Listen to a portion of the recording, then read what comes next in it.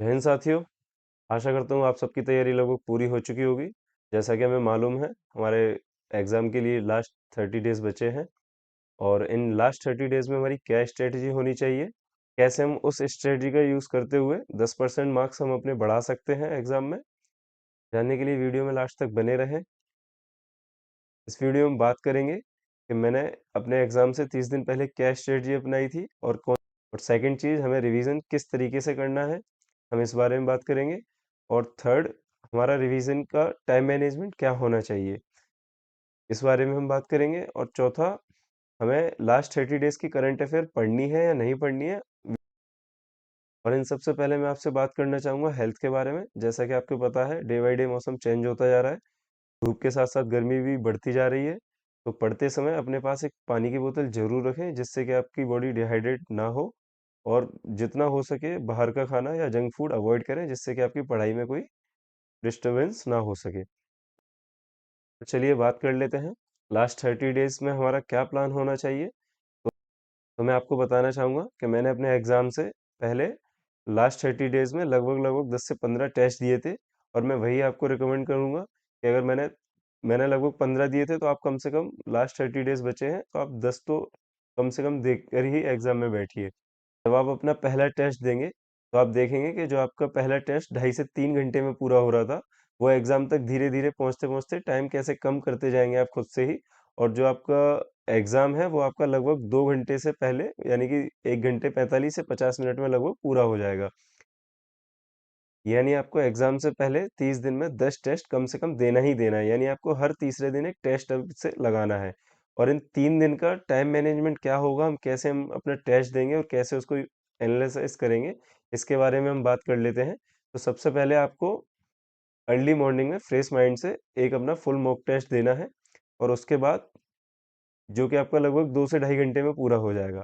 फिर उसके बाद आपको 1 घंटे का रेस्ट लेना है। रेस्ट करने के बाद रेस्ट में आप ब्रेकफ़ास्ट वगैरह जो भी है कर सकते हैं। उसके बाद आपको लगभग 2 से ढाई घंटे उस टेस्ट को एनालिसिस करना है।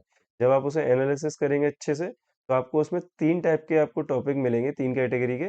जिसमें फर्स्ट कैटेगरी वो होगी उन टॉपिक्स की जो आपने अच्छे से पढ़े थे और आपने अच्छे से उनके जवाब दिए और वो सही के सही गए। सेकंड टॉपिक उस कैटेगरी के होंगे जो आपने अच्छे से पढ़े थे, जो आपने पढ़े ही थे, बट आपने जब उनके जवाब दिए वो आपसे सही नहीं हुए।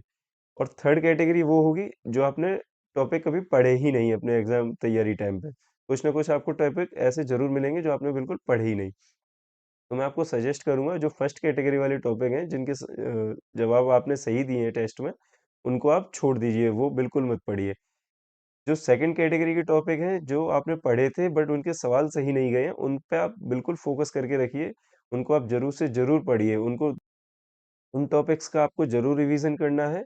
जो रिवीज़न आप चाहे जिन सर से पढ़े थे, आप उनसे दोबारा पढ़िए, या आपने जिस बुक से पढ़ा था उससे पढ़िए, या आपके खुद के नोट्स हैं, तो आप उनसे भी पढ़ सकते हैं।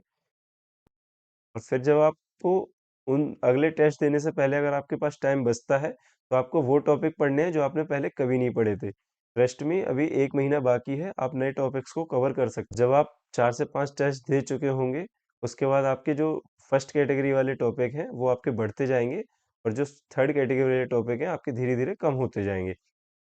और अगर आपको टाइम नहीं मिलता है इन केस नए टॉपिक्स पढ़ने का, या जब लास्ट के 3-4 टेस्ट आप देते हो और उस समय आपके थर्ड कैटेगरी वाले आपके टॉपिक्स जो भी मिलते हैं, तो उस समय आप उन टॉपिक्स को मत पढ़िए। आप जो भी सवाल हैं, जो आपको टेस्ट में आए हैं, जो भी ऑथेंटिक टेस्ट सीरीज़ वगैरह जहाँ से भी आप लगा रहे हैं, तो वहाँ से उन सवालों को आप सीधे-सीधे रट्टा मारकर याद कर सकते हैं।